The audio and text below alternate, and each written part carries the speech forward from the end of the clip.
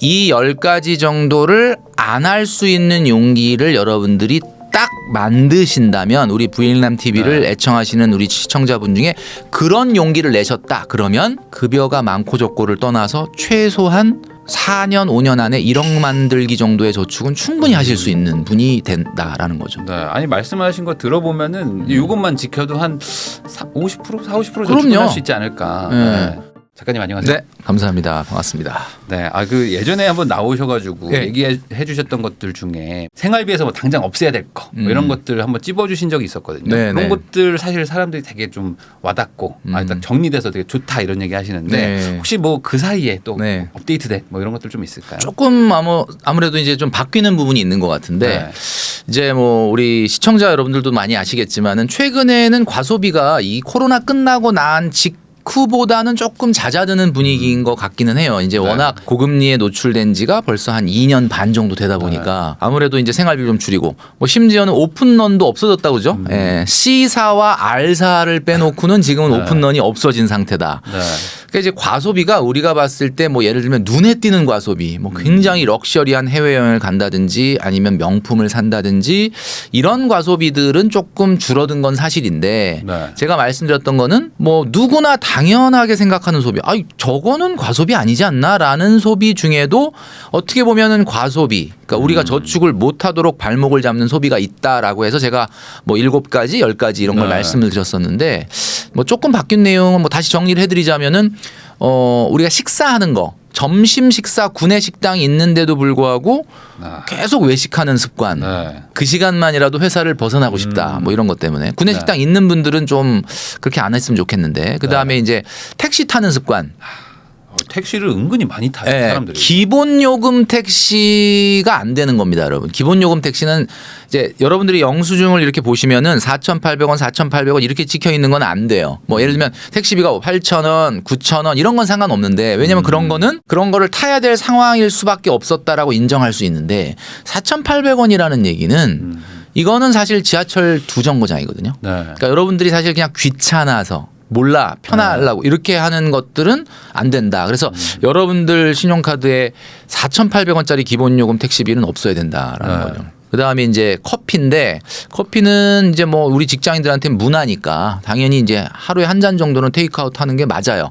심지어 회사에 탕비실에 에스프레소 머신이 있어도 한 잔 정도는 테이크아웃 하는 거는 저는 인정합니다. 네. 근데 이제 문제는 뭐냐면 아침에 출근할 때 이게 갬성이잖아요. 네. 탁 그렇죠. 직장인들은 무조건 이 아이스 도넛 아메리카노 뭐 다 해야지. 이걸 들고 가야죠. 그런데 점심 때 또 먹고 3시에 또 피곤해서 또 졸려서 또 먹고 네. 그리고 퇴근하면서 또 갬성으로 또 한 잔 이거는 안 된다. 아. 그래서 이제 우리 사장님들이 저한테 가끔 강의 같은 거 하면 이제 우스갯소리로 그러세요. 아니 직원들 복지를 위해서 에스프레소 머신도 갖다 놓고 뭐 과자나 케이크나 이런 거 갖다 놨는데 그거 다 무시하고 그냥 이만큼 또 이렇게 우유 거품 이렇게 잔뜩 네. 있는 응? 그걸 딱 들고 조각 케이크까지 사갖고 들어온다 이거야. 굉장히 마음이 아프시대요. 왜 그러냐 봤더니 이 뭔가 준비한 사람의 성의를 무시하는 것 같기도 하고. 예, 그러니까 여러분 너무 과하지 않도록 해야 되겠다. 그 요즘에는 좀 약간 저가 커피 있지 않습니까? 좀 싼 거. 맞아요. 이런 거는 어떻습니까? 그런 거는 괜찮죠. 이제 그런 거는 괜찮지만 그것도 2잔이면은 브랜드 커피 한 잔 값이니까. 아, 네.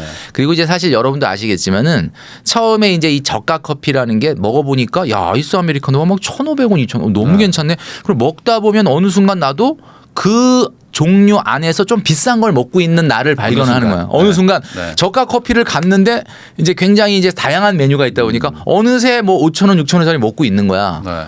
그러니까 아 이게 결국 이렇게 따지면 저가 커피의 의미가 없는데 약간 이런 것도 있고. 네. 그 다음에 이제 봄이지 않습니까? 바야흐로 여러분들 어떠세요? 이제 봄이 오니까 좀 마음이 좀 설레시기도 하고 이제 뭐 꽃이 막 피어나고 있는데. 날씨 좋아요. 근데 봄옷 사시러 이제 가야 되겠다. 네. 그래서 뭐 이제 사실 봄옷 같은 경우는 뭐 모바일 쇼핑, 홈쇼핑도 좋지만 야 이왕이면 오랜만에 오프라인 쇼핑을 해보자. 그리고 뭐 백화점에 가시는데 제가 말씀드리건데 이미 늦었습니다. 지금 가면은 네. 4월 초 정도만 돼도 일단 봄옷은 사이즈가 다 빠졌어요. 계절마다 옷을 꼬박꼬박 사시는 것보다는 조금 코디에 신경을 더 쓰시고 경년제로 사는 게 어떠냐. 그러니까 여기서만 조금 제가 말씀드린 대로 해도 사실은 약간의 돈이 좀 절약이 될 수가 있는 거고. 옷값이 생각보다 비싸죠. 비싸요. 예. 네. 그리고 그러니까 조금 더 새 옷에 집중하시기보다는 있는 옷에 대한 어떤 그 좀 콤비네이션을 좀 생각하셔서 소위 말하는 코디를 잘하면 네. 옷이 좀 적어도 상당히 옷 잘 입는다는 소리를 들을 수 있다는 거거든요. 네.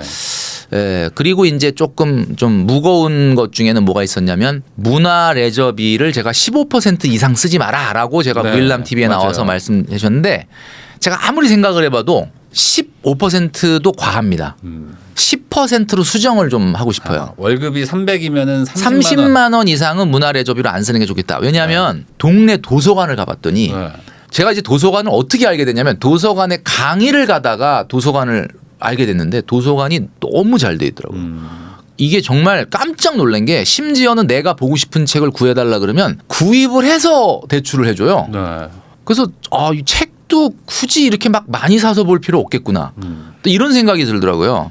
자, 이런데 이제 기본 우리 특히 이제 MZ 세대 분들 중에서는 문화 레저비 그러면 이제 주로 많이 얘기하시는 게 뭐냐면 PT, 필라테스, 요가. 네. 요즘에 또 운동을 또 해야 되니까. 그렇죠. 근데 이게 제가 돈출남도 이 말에 대해서는 제가 반박을 못 하는 게 아니 내 몸에 투자하는 건데 네. 이 세상에서 제일 소중한 게 내 몸 아니냐. 그러면 저도 뭐 할 말이 없어지는데 사실 솔직한 얘기로 문화 레저비라는 것이 뭐 PT, 필라테스, 요가 다 몸에 투자하는 건 좋지만 사실 내 몸에 투자하고 나의 건강을 관리하는 게 꼭 그렇게 돈을 써야만 되는 거는 아니거든요, 사실은.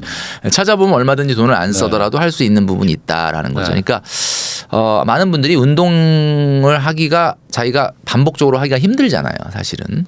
우리 부일남님 같은 경우는 운동을 굉장히 열심히 하실 것 같은 외모인데 아닙니다. 아닌가요? 네, 근데 저도 PT를 하긴 하는데. 제가 봤을 때는 PT를 끊는 이유가 네. PT를 끊어놔야 내가 하기 싫을 때 아휴 돈 아까워서라도 간다. 네, 정확하게 그겁니다. 약간 네. 그거잖아요. 그래서 제가 한번 생각을 해봤거든요. 왜 우리는 기본적으로 운동이라는 거에 대해서 즐겁게 참여를 못하고 이렇게 강제성을 동원해야 될까 생각을 했더니 우리 의식 속에 어떻게 돼 있냐면 노동도 땀을 흘리는 거고 운동도 땀을 흘리는데 노동보다는 운동이 훨씬 더 자발적으로 하지 않게 되는 경향이 있어요. 왜 그러느냐. 노동은 어떻습니까 여러분. 회사 나가기 싫죠. 그렇지만 노동은 돈이 나와. 네. 그러니까 일단 돈 버는 거니까 하는 거예요. 근데 똑같이 땀을 흘리는데 운동은 솔직히 얘기하면 당장 돈이 안 나와요. 네. 그러니까 이거 가고 싶지 않다, 가기 싫다 이렇게 되는 거거든요. 근데 이제 여러분은 어떻게 생각을 바꾸시는 게 좋냐면 운동은 돈을 버는 일입니다. 아, 결과적으로. 왜냐하면 여러분들이 운동하는 만큼 미래 의료비가 지출이 줄어들어요. 네. 그러니까 사실은 오늘 운동 얼마나 했느냐라는 것만큼 그걸 계산기로 계산을 아마 이런 것도 제가 한번 나중에 만들어 볼 생각인데 네. 오늘 얼마 벌었냐? 그러면 의료비로 말하면은 얼마 벌었다. 네, 미래의 의료비 지출을 막았으니까. 네. 요거 저 의사 선생님하고 제가 좀 상의해가지고 네. 조만간 제가 한번 말씀드리겠습니다. 부일남 달리기 TV. 하면은 정형외과 네. 비용 조금 아낀 거. 얼마 아끼고 뭐 나중에 나갈 비용들 이런 것들을 좀 수치화해서 좀 보여드리면 좋겠다. 그러면은 PT랑 필라테스 이런 거는 해도 되는. 그렇죠. 해도 되는데 겁니까? 그거를 내가 돈을 들여서 의료비를 절약을 하면은 그게 결국은 상세가 되는 거잖아요. 네. 그러니까 돈 안 들이고도 얼마든지 할 수 있는 방법이 있다. 그러니까 여러분들 운동을 꼭 그렇게 PT에 의존해서 내가 강제성을 동원하지 말고 운동도 돈 버는 일이다라고 생각하시면 좋겠다라는 거죠. 그리고 이제 말씀드렸던 게 주거비 15%였습니다. 네. 주거비 15%. 이건 뭐 잘 지키고 계시겠죠. 우리 시청자분들께서 직장들이 많이 밀집돼 있는 상업 지역으로의 출퇴근 거리가 한 40분, 50분보다 더 이내가 돼 버리면은 당연히 이제 주거 비용이 많이 들어가죠. 예, 그리고 엔겔 지수 소득의 30% 이상은 먹는 거에다 쓰면 안 된다. 그 말씀을 드렸었고요. 네. 그다음에 근데 그 월세가 요즘에 엄청 급등을 해가지고 네. 아마 지금 들으신 분들 중에 15% 쉽지 않다 이렇게 얘기하시는 분들도 있을 것 같거든요. 요즘 뭐 최근에 막 월세가 막 5% 10%씩 막 계속 올랐다 이런 얘기가 네네 들리니까. 맞아요. 그러니까 아무래도 월세는 전세 보증금 반환에 대한 위험 네. 때문에 월세 시장으로 많이 몰리면서 월세가 좀 급등을 했었고 최근에는 또 이제 아파트 같이 전세 보증금 반환이 좀 용이한 곳 같은 경우는 또 전세 가격이 또 조금 약간 오르는 그런 현상이 발생을 하는데 그럴수록 여러분들이 상황에 나를 맞추는 것이 필요하죠. 그러니까 기본적으로 다음번 이사 가실 때는 조금 내가 10분 15분 더 걸리더라도 사실 이 주거비라고 하는 거는 반복되는 고정비이기 때문에 여러분들이 손을 보시지 않으면은 계속해서 생각지도 않은 돈이 흘러나가기 때문에 미래에 여러분들이 쌓아서 만들어야 될 돈이 그만큼 없어지는 거예요. 그래서 한 번 쓰고 마는 거는 뭐 사실 앞으로 고치면 되지 뭐 이렇게 생각할 수 있는데 차라든지 집이라든지 이런 거는 정말 여러분들 제가 다시 한번 말씀드리지만 결단을 내리셔야 되는 거고요. 그 다음에 이제 또 많이 얘기하는 게 여행이었어요. 여행. 네. 여행 얼마 정도 가야 되냐 뭐 얘기할 때 뭐 월 소득이 뭐 50% 이런 얘기를 했는데 다시 한번 제가 말씀드리면 여러분 세후 연봉의 5%입니다. 맥스가 네. 5%예요. 그러니까 1년이죠. 1년. 예를 들면 월 소득 400만 원 정도를 버는 사람이야. 그럼 그 사람이 1년에 여행으로 쓸 수 있는 돈은 얼마냐 하면은 240만 원입니다. 네. 그럼 그게 너무 적지 않느냐라고 얘기하시는데 여러분 잘 생각해 보십시오. 400만 원 12번 받잖아요. 12달. 그러면 365일을 살아야 되잖아요. 근데 이 살아야 되는 것 중에 12달에 월급 갖고 사는 게 아니라 이 월급 중에는 분명히 미래를 위한 투자와 저축이 필요하니까 사실 여행지에서 여러분들이 1년 중에 보내는 시간이 얼마인지 잘 생각해 보세요. 제가 봤을 때는 여름 휴가 뭐 이런 뭐 길어야 일주일이나 열흘인데 365일 중에 딱 열흘 동안에 쓰는 돈에 한 달 월급 이상을 태운다. 어떠십니까? 이게 합리적이냐? 네. 전혀 아니거든요. 5%. 제가 아까 얘기했잖아요. 월급 400이면 240, 300이면은 180만 원 정도가 적절합니다. 언제 유럽 여행 가냐? 뭐 이런 물어보시는 분이 있는데 유럽 여행을 그렇게 매년 가야 되나요? 유럽이라고 하면 평생 뭐 한 번, 두 번 가는 거 아닌가? 그러니까 저는 솔직한 얘기로 저도 아직 유럽은 안 가봤는데 최근에 어떤 유럽 여행을 다녀오신 분이 그러더라고요. 스페인에 갔는데 자기는 스페인을 가면서 야, 이 스페인이란 나라는 진짜 이거 정말 한국 사람들은 없겠지. 그러고 갔는데 깜짝 놀란 게 한국 사람들이 너무 많다라는 거예요. 설 연휴에 우리나라의 인천공항을 통해서 해외로 출국한 출국자 수가 142만 7천 명이었다고 합니다. 울산 광역시 인구가 110만 명이거든요. 네. 그러니까 이런 걸 따지면은 참 우리나라 사람들이 이 여행에 대한 사랑이 참 남다르다라는 생각이 드는데 여행에 대한 어떤 비용은 제가 좀 전에 말씀드렸던 것처럼 그 비용을 좀 정한 다음에 그럼 유럽 여행 언제 가냐? 그러면 월급 300인 사람이 유럽 여행을 하려면 한 3년 정도의 여행 경비를 조금 잘 세이브했다가 가시면 되는 거예요. 누가 뭐라고 합니까? 뭐 가는 거에 대해서. 근데 이제 매년 써야 되는 여행 경비는 그렇게 퍼센테이지가 있어야 된다는 거죠.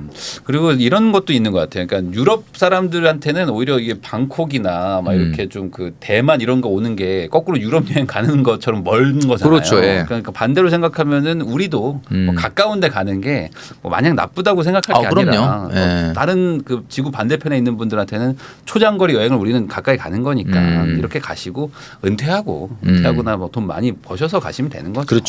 그리고 이제 마지막으로 첫 번째가 뭐였냐면 차였습니다. 차.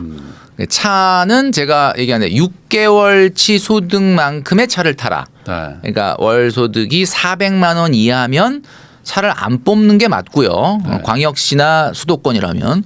근데 이제 뭐 이런 분들은 있죠. 뭐 사실 뭐 군 지역에 근무하는데 여기는 뭐 버스가 안 다녀요. 뭐 50분에 한 대 와요. 뭐 어떡하란 말이냐 이러면서 난 월급이 400은 안 되지만 차가 꼭 지방에선 있어야 된다. 뭐 이렇게 얘기하시면 제가 뭐 할 말은 없는데 그래서 제가 물어보거든요. 그래서 차가 뭐예요? 그랬더니 제네시스 GV70이요. 그러면 그거는 아니죠, 여러분.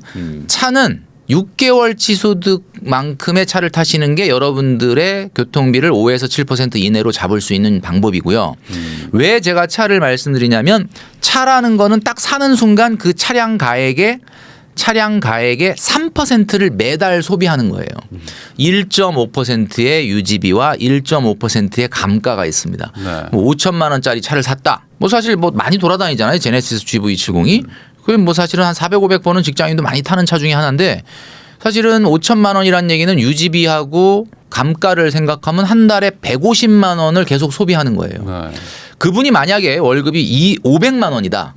그럼 탈만하지 않냐라고 하지만 500만 원인 사람이 제네시스 GV70 5천만 원이 넘는 차를 딱 뽑는 순간 그 사람은 바로 월급이 350이 되는 거예요. 괜찮으시겠습니까? 예. 그냥 나는 그냥 350만 원 버는 사람이야 500을 받는 사람인데 실제로. 그렇게 돼도 된다 그러면 하세요. 근데 제가 봤을 때는 제대로 된 미래 준비를 하기는 좀 어려울 거다. 나는 차가 교통수단이 아니라 내가 소속돼 있는 어떤 커뮤니티나 또 내가 만나는 사람들한테 어떻게 보면 나의 사회적 위치라든지 뭐 이런 것들을 좀 은연중에 보여주는 어떤 하나의 도구이기 때문에 포기를 못한다. 그러시면 차를 좋은 걸 타지 마시고 차 키를 좋은 걸 사세요. 그래서 이렇게 어디 가면 네. 차 키를 이렇게 딱 올려놓으시는 분 있잖아요. 이렇게 네. 자랑스럽게 네. 차 키를 딱 올려놓고 이렇게 보면 이 사람 포르쉐 타는구나, 뭐 이 사람 벤츠 타는구나 이거 나오잖아요. 네.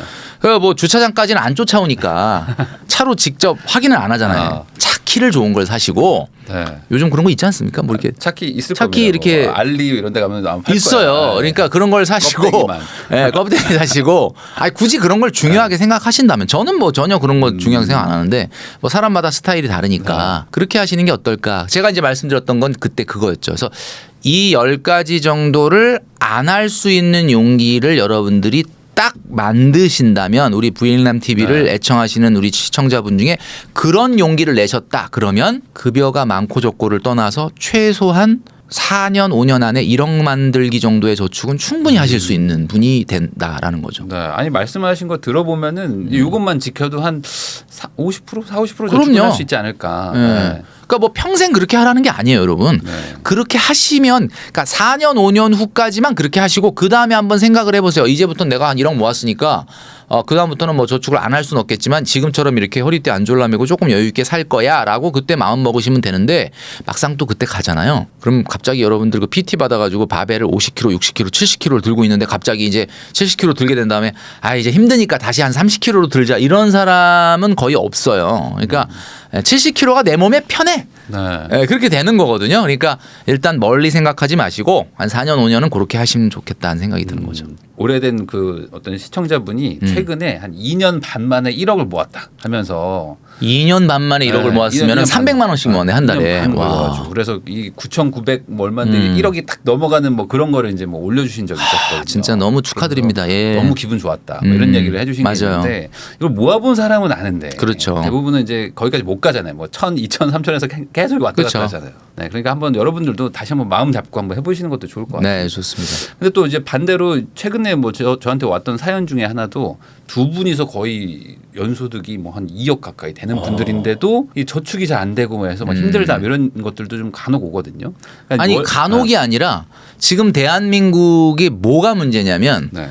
20년 전에 일반적인 사람이 연봉 5천을 벌 때 1억 5천을 버는 사람이 있었다고 생각해 보세요. 20년 전입니다. 네. 그러니까 지금 그 사례자분이 연봉 둘이 벌면 한 2억 번다는 얘기는 일반적인 사람보다 거의 한 3배, 4배를 버는 분이잖아요. 네. 그럼 옛날 20년 전 같았으면 그분들은 금방 부자 됐어요. 왜냐하면 20년 전에는 나가서 밥을 사 먹으려고 해도 5천 원, 6천 원이었는데 좀 비싼 거 먹자. 그래도 10,000원이었어. 네.